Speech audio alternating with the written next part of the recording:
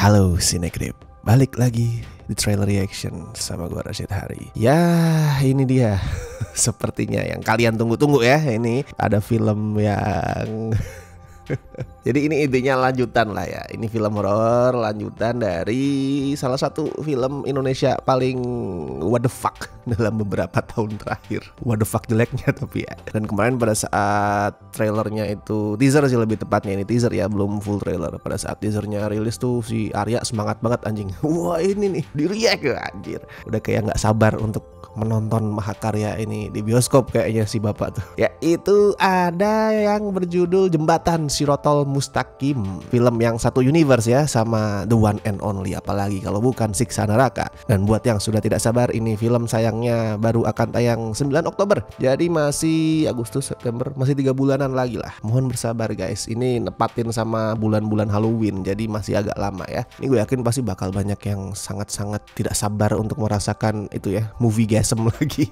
di bioskop. Tapi BTW ini bukan direct sequel kayaknya sih, bukan sequel langsung dari Siksa Neraka. Kayaknya ya. Ya iyalah, karakternya kan udah pada modar tuh, udah pada disiksa di neraka. Apalagi yang mau dijadiin sequel. Ini bukan sequel sih setahu gua, tapi lebih ke arah part of universe dari Siksa Neraka. Jadi mungkin nih mau dibikin banyak cerita soal siksaan manusia di alam kubur lah, di akhirat. Nggak tahu nanti nextnya apa lagi. Besok mungkin ada tuh mereka bikin film judulnya Kiamat Kubro, Kiamat Besar, tuh menggambarkan bagaimana kehidupan manusia nanti di akhir zaman. Udah pada nggak kenal agama, udah pada nggak mengenal nilai-nilai dan amal baik. Terus kemudian ada gambaran kiamat yang menyiksa para pendosa gitu.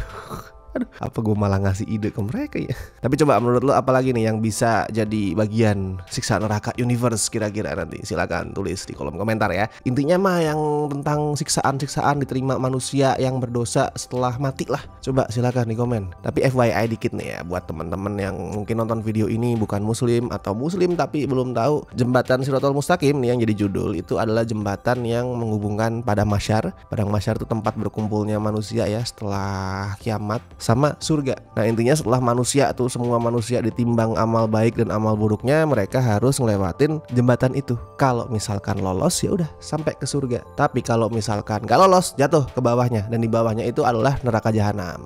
Intinya sih kurang lebih begitu ya. Dan kalau lu pernah denger istilah titian serambut dibelah 7, yang itu juga BTW pernah dijadiin judul film ya, film klasik itu, one of the most iconic Indonesian movies of all time. Nah itu maksudnya Sirotol Mustaqim. Jadi emang jembatannya konon kalau menurut Al-Quran itu tipis banget, saking tipisnya itu setipis rambut yang dibelah 7. Rambut lu ini dibelah 7, saking tipisnya, tapi lebih tajam daripada pedang. Makanya orang-orang yang berdosa tuh kalau nginjek jembatan itu antara nggak bisa meniti karena saking tipisnya, atau terluka karena itu tajam banget, jatuhlah ke neraka jahanam. Mantap Cinegrip, kali ini kita belajar agama ya ini ya. Tapi yaudahlah, oke, kita coba cek teaser trailer untuk Jembatan Sirotol Mustaqim. Ini masih teaser sekali lagi ya, belum full trailer. So gue nggak tahu ini bakalan nge-reveal seberapa banyak. Bisa jadi ini video akan minus konten karena mungkin teasernya terlalu pendek. I don't know. Coba kita cek dulu.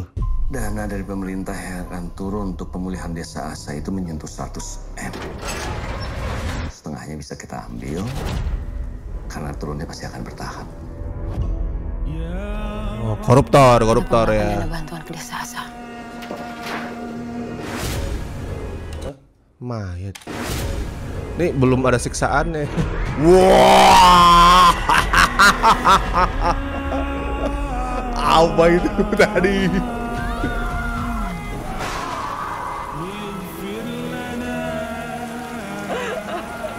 Ayo, show me another alam akhirat. Come on.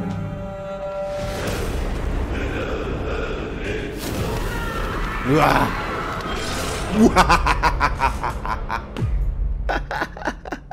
Lagi coba. Bantuan ke desa Asa. Apa nih? Oke. Wah, lu lihat Absolute Cinema. Anjir, itu apa ya? Padang Mahsyar kah atau pas kiamat kah? Honestly, kalau gue ngeliat shot ini, gue suka sih shot ini ya. Shot ini kayak wajir, megah juga ini anjir. Megah, mantep.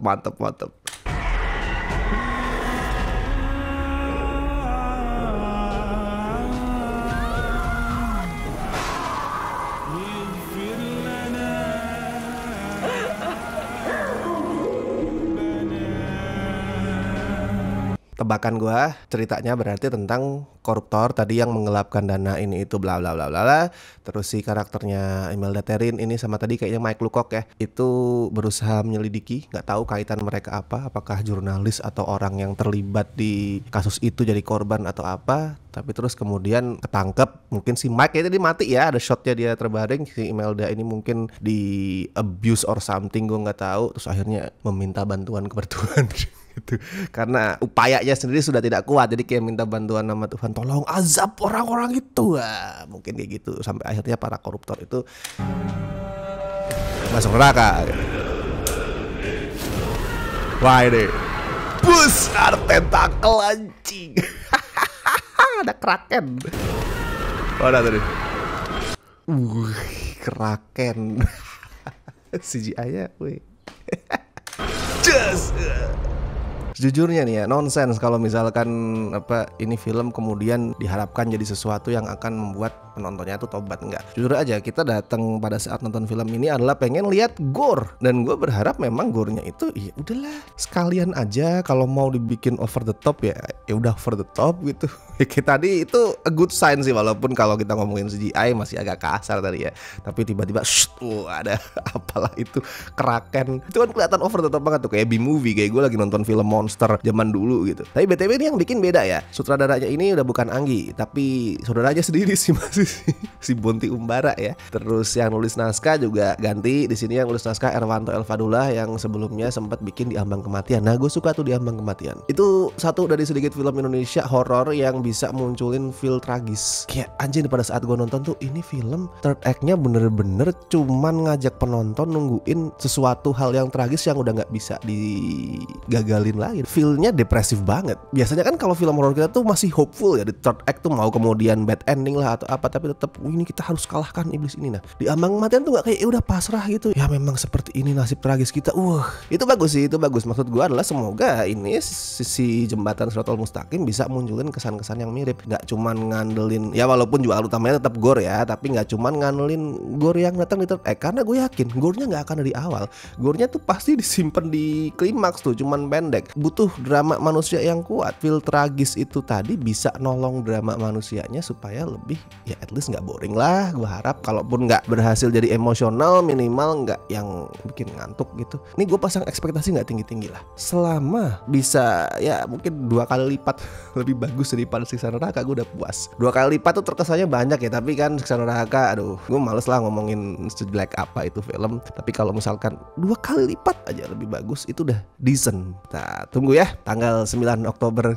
Kalau dari teasernya tadi sih, shot yang apa sih tadi tuh kayak sunshine-nya Danny Boyle. Itu wah epic sih itu sih. Semoga lebih banyak yang kayak gitu ya. Kita tunggu besok. Kalau menurut lo gimana? Apakah lu optimis sama film ini atau lu masih merasa alah paling sama aja kayak Siksa Neraka? Silakan tulis di kolom komentar. Tulisin juga tadi tuh saran-saran nih, kira-kira judul apa lagi yang bisa dipakai setelah Jembatan Siratal Mustaqim, Kiamat Kubro kah, Padang Mahsyar kah, apa silakan ya. Oke, and thank you so much buat teman-teman yang masih bersedia join membership Cinecrip, terutama mereka-mereka ini dari Tier Besti dan La Familia. Thank you so much. Tier Sobat walaupun gak ada di sini juga tetap gue mengucapkan terima kasih sebanyak-banyaknya. Oke, gue Rashid Hari. Sampai ketemu di trailer reaction berikutnya.